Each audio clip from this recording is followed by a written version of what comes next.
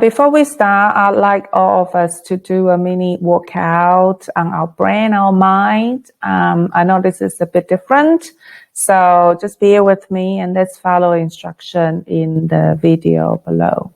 Hi, and welcome to Headspace. So before you begin your exercise, take a moment to check in with both the body and the mind. Sitting down, just take a nice big deep breath, breathing in through the nose and out through the mouth.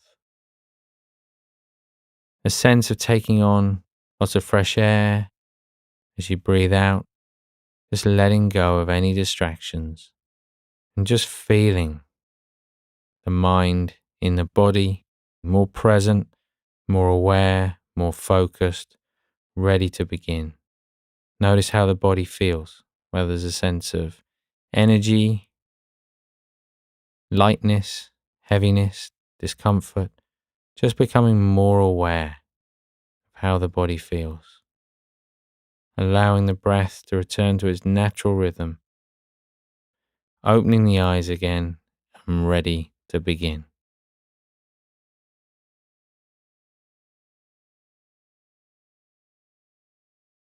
Tēnā koutou, tēnā koutou, tēnā koutou katoa. Hello everybody and a warm welcome to you all. Thank you so much for joining me today. In this section, we are going to look at a few concepts, conformity, groupthink, and collaboration, their differences and their impact on our organizational culture.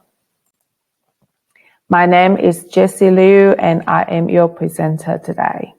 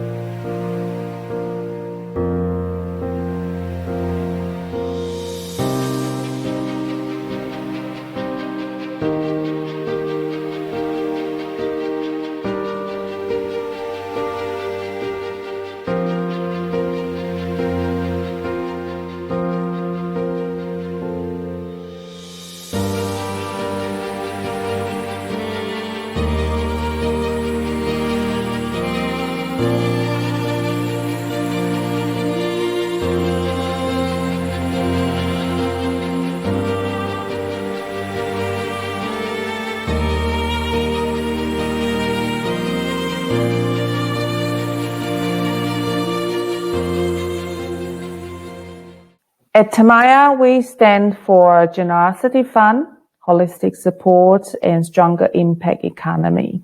Our core papa is Sustainable Development Goal 10, reducing inequality. We are the capacity builders, microloan lender. We also have 2 marketplaces for our purpose-driven SMEs to promote their services and goods. These sessions are designed to be guided reflections. The sharing is based on my own experiences with some tried and tested models from different disciplines, such as social psychology, business management, psychology-based marketing, impact entrepreneurship, and impact innovation. The program is broken down into 8 modules. Each module has 3 to 4 subtopics. The growth and innovation program started from our mindset, then moving on to sustainable development framework and their integration to business management, focusing on innovation management.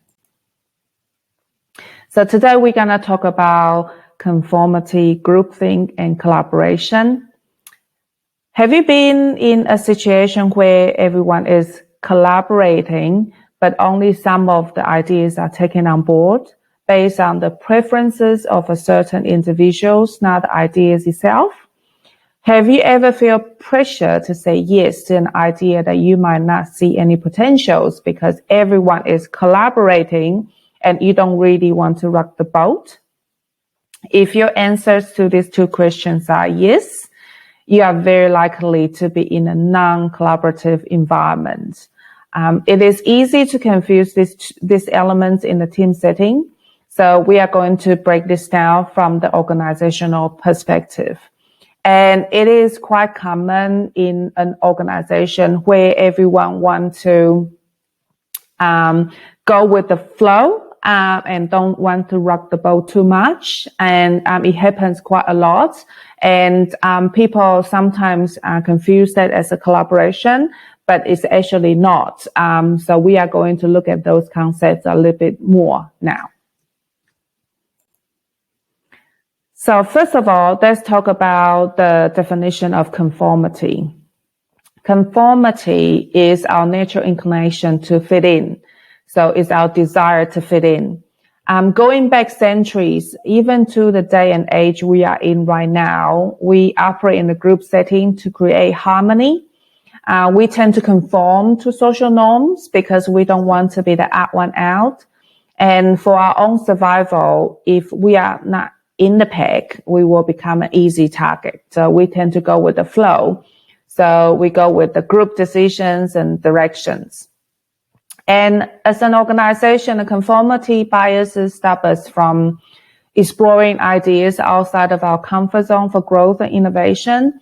Conformity also leads to groupthink, which we will discuss a little bit more later.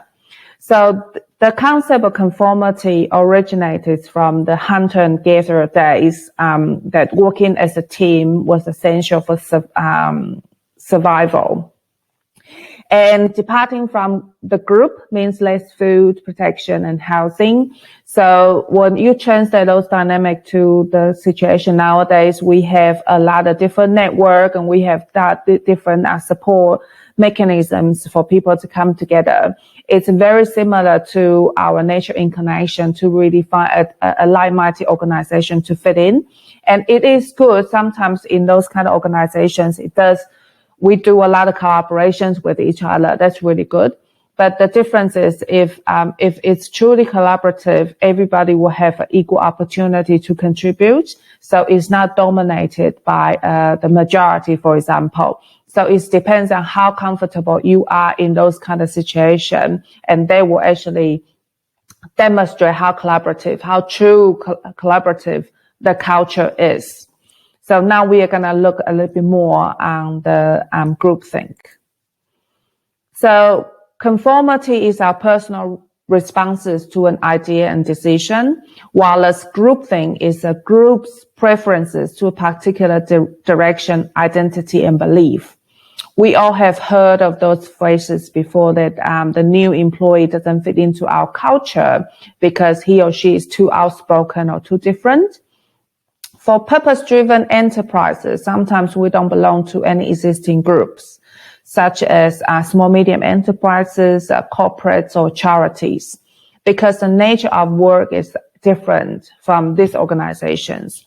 The groupthink from small, medium enterprises sometimes dismisses the potentials that we can look after our environment as well as our profitability. And the groupthink from the charities dismiss the possibility that it's okay to generate income while doing good for the communities. And groupthink is also one of the key barriers for the purpose-driven entities to enter the market because it takes longer to educate the target audiences and our strategic partners. On the other hand, our own groupthink might also dismiss both charitable and corporate sector strengths. So conformity is individual responses to go with the flow, and groupthink is a collective decision to follow the norm. And the problematic nature of the consensus is the characteristics of groupthink, and they might be filled with a particular agenda, or because it's due to group members valuing harmony and coherence above critical thoughts. And this is actually a really important differentiator here, that people value the harmony and coherence above critical thoughts. And those critical thoughts are the habits for innovation. So when we value the harmony and coherence and going with the norm, sometimes we dismiss those creative ideas too early on. And then groups that prioritize their group identity and behave coldly towards outsiders might be more likely to fall victim to groupthink. And it translates to, in the high school situations, the peer pressure. Sometimes it comes with the groupthink dynamic as well. So now we understand what the conformity is and what groupthink is, and let's look at the definition of collaboration. So what is collaboration? In a collaborative environment, everyone's opinion is accounted for. So the organization has a preference for ambiguity and complexity and tolerance for disorder and diversity. Everyone can extract orders from the chaos. So there are 4 distinctive stages of collaboration. The first one is networking. So people network and get to know each other based on mutual benefits. This is relatively easy to understand because we have done enough networking and locating the resources we need so far in our lives. A good example is that you are here right now listening to this presentation. The next step is the coordination. The exchange has a mutual benefits for us both. So we will alter our own schedule and do things to accommodate the new information or new process. So it coming from the individualistic perspective to a dynamic of two. And we can do this reasonably well too. We can work with others to achieve our common goals. Next, it is the cooperation. The cooperation is often where the organizational structure failed to allocate the resources and human resources for the new ideas to take flight. More often than not, the new ideas won't even be considered because they are not what we normally do around here. So finally, there will be little collaboration if we can find the common grounds for the new ideas and new initiatives. And we are not cooperating on the organizational level with the relevant resources and are not investing in each other, then the common approach to historic management practice will prevail. And this is the stage that we are looking at. First of all, networking, one person going out there to find resources. Coordinating is 1 or 2 people coming together to coordinate their own personal schedules and to accommodate each other's needs and wants. Cooperation is at the organizational level that we will be able to work together to share the resources, and it comes to form a formal organizational-wide scheduling. And collaboration is the true sense of investing in each other and then share the risk, responsibility, resources, and rewards of the work. So it's a bit deeper. So collaboration is a bit deeper, coming through that the people feel belonged and safe to embark on this journey of its discovery. So, in summary, the conformity groupthink are about fitting in individually and organizationally. The premature consensus is often taken as a sign of collaboration, but it's just a symptom of groupthink and not rocking the boat. Collaboration, on the other hand, values ambiguity, where the odd ones out are valued. You can see this happening in the tech industry a lot. So, for example, Steve Jobs came up with an idea for an iPhone, and he made Apple rich, but was kicked out of his own company at one point in time. They did really well embracing the good ideas to a certain degree. So they did really well. Steve Jobs did really well in terms of networking and cooperating. But by the time when you go to the organizational level, the organizational groupthink kicks in, and safety is more important than the unknown. So then it doesn't lead to the wider collaboration. So collaboration values a process of filtering creative ideas to find the next viable options. It requires a systematic approach to gather information, evaluate information, and validate the information. It values that idea and not the preferences to a particular way of doing things or to specific groups or to specific people. So that's a lot of information in the first 13 minutes. Now I would like to invite you to dig deep and reflect on some of the examples in your own experiences. Have you ever been in a situation where you just conform to the group decision because you don't want to stand out? Have you been in a situation where everyone seems to be on board with a specific identity and ideology more than embracing the new ideas and new insights? Have you been in a situation where everyone is different, but you all managed to find a common ground and the outcome was different from what you expected, but better? I'd like you to write those kind of experiences down, or you can put in the comments, because we are going through this in 30 minutes, so we wouldn't be able to open up for the group discussions. But this is just the starting of our journey. I'd like you to take those questions away, to think on them, reflect on them, and share with your team members. And I'd love to hear that from you, to see how you get on with those kind of questions and reflections. And this is just a step one of becoming aware of the differences and how we can find a way to find the models that suit us. So the exercise will help you submit the idea that conformity, groupthink, and collaboration have a different elements. So it is fair to say that we now know or understand the differences between them. The collaboration cares about new ideas and embraces chaos. The conformity and groupthink dismisses this, and the collaboration require listening, compromising, and resources allocation at individual and organizational level. And the final question is, why do we care? Why do we care about this? We care because everybody matters. The collaboration breeds creativity, competitiveness, and productivity. We care because collaboration is a gateway to diversification, innovation, and profitability. We care because we must be profitable and innovative in the marketplace. And there's a lot of studies shows the collaboration boosts productivity, and there's a different studies shows the return on investment for people that come together from diverse backgrounds and the impact that it has on the innovation. And I will put different references in the reference, different references in this presentation, and I will be able to forward it to you after the webinar. So we now know the differences. So how do we nurture a collaborative culture?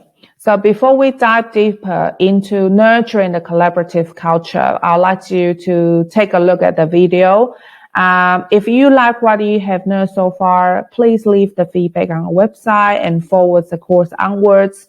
And please put the comments and questions you have right now. And I'm happy to get back to you after the webinar is finished.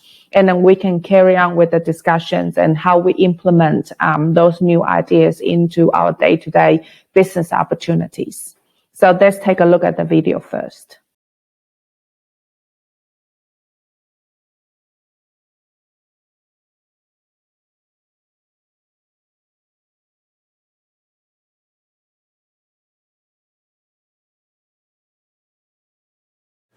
What qualities do you look for in terms of what you think will produce effective collaboration, and what's your role as CEO in fostering that kind of collaboration? You look for people that are not political, people that are not bureaucrats, people that really don't care who gets credit, people that can privately celebrate the achievement, but not care if their name is the one in the lights. That there are greater reasons to do things. You look for wicked smart people. You look for people who appreciate different points of view, You look for people that care enough that they have an idea at 11 at night and they want to call and talk to you about it because they're so excited about it and they want to push the idea further, and that they believe that somebody can help them push the idea another step instead of them doing everything themselves. You know, I've never met anyone, at least in my life, maybe they exist, that could do something so incredible by themselves. You know, in companies with global footprints and in our world, in Apple's world, the reason Apple is special is that we focus on hardware, software, and services, and the magic happens where those three come together. And so it's unlikely that somebody that's focused on one of those in and of themselves can come up with magic. And so you want people collaborating in such a way that you can produce these things that can't be produced otherwise. And you want people to believe in that.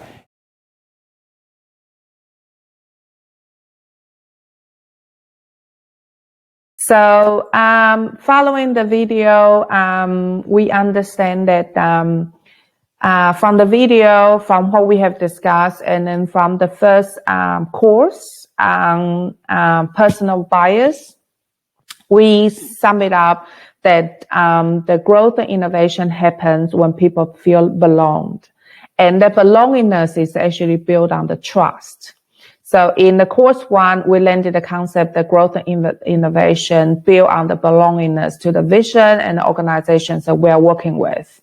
And you want people to believe in what they are doing. You want everyone to be part of the solution with enough resources, autonomy, and authority to make it happen in a team setting. So how do we nurture the belongingness in the organization? The next step is to build the trust amongst each other. Trust is the glue to this safe environment where the out-of-the-box thinking approaches are valued and celebrated. We trust each other enough to put our differences aside and really evaluate ideas and other people. And without belongingness and trust, we cannot really talk about growth and innovation. And this is the reason why we put these two sessions at the beginning of our program. It's about the mindset change, and it makes our organization stand out.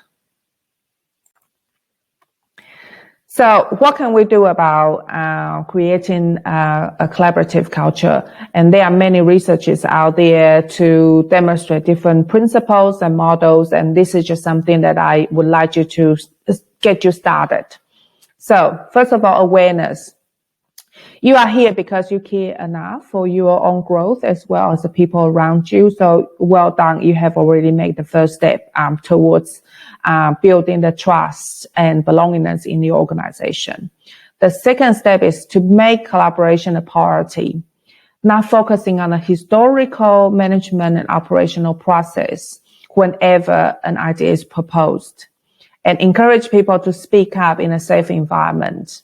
And always judge the ideas and not the person, not on how he or she voiced the opinions and not on how different it is to what we are doing now. Really look at the ideas rationally with facts and data. And later on, we will talk about how we evaluate the innovation ideas through this course. Number 3, then it's about the system and resources allocation. A lot of companies, they tend to talk about those creative ideas, but they fail to follow through. So this is a really crucial part of recognizing, building the trust. You need to be accountable to what you say you're going to do.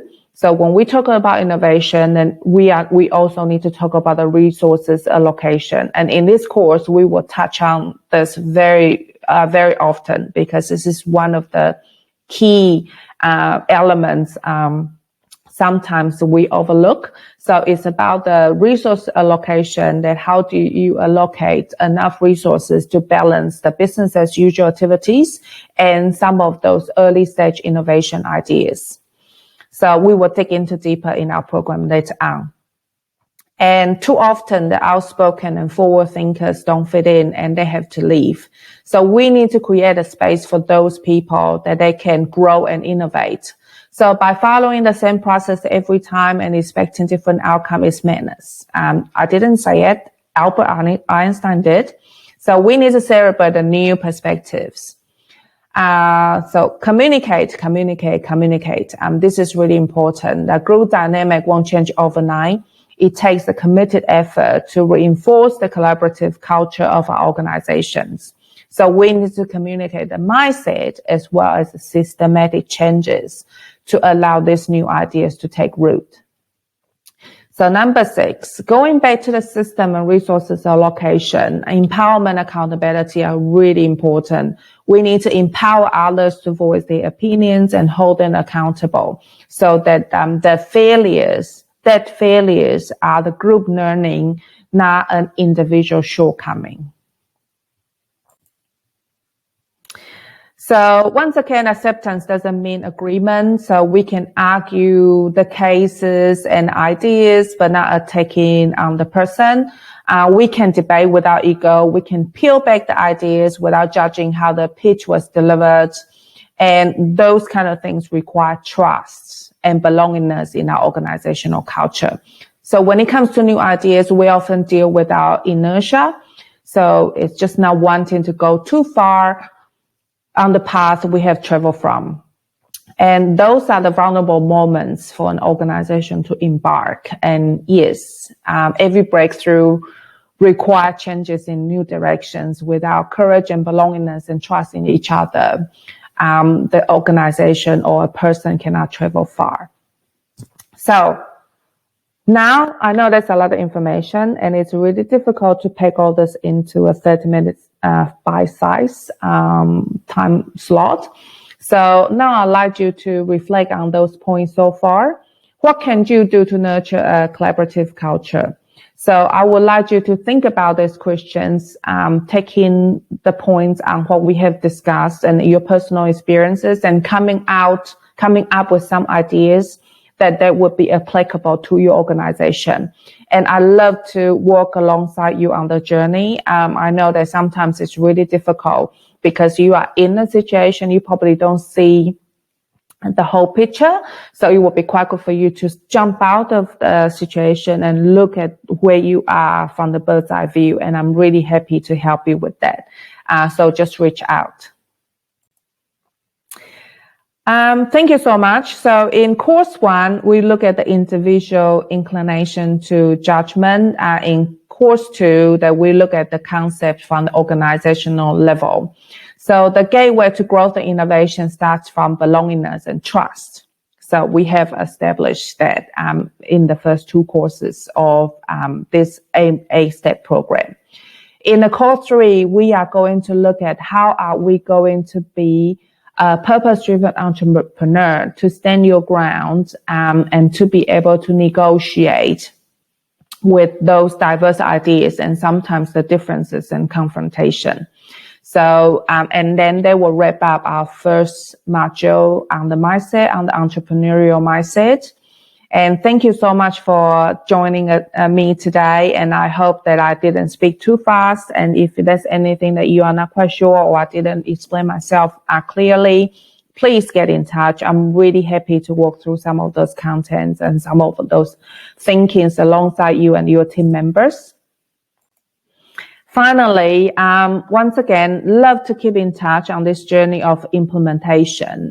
This is not a standalone course, but a program that will help you in different stages of your entrepreneurial pursuits. So we have got our Facebook group. You can jump onto our website. You can find different information and different resources there. So once again, please get in touch if you have got any questions, and please feel free to share this course onwards. Na mihi nui, my appreciation and best regards to you all.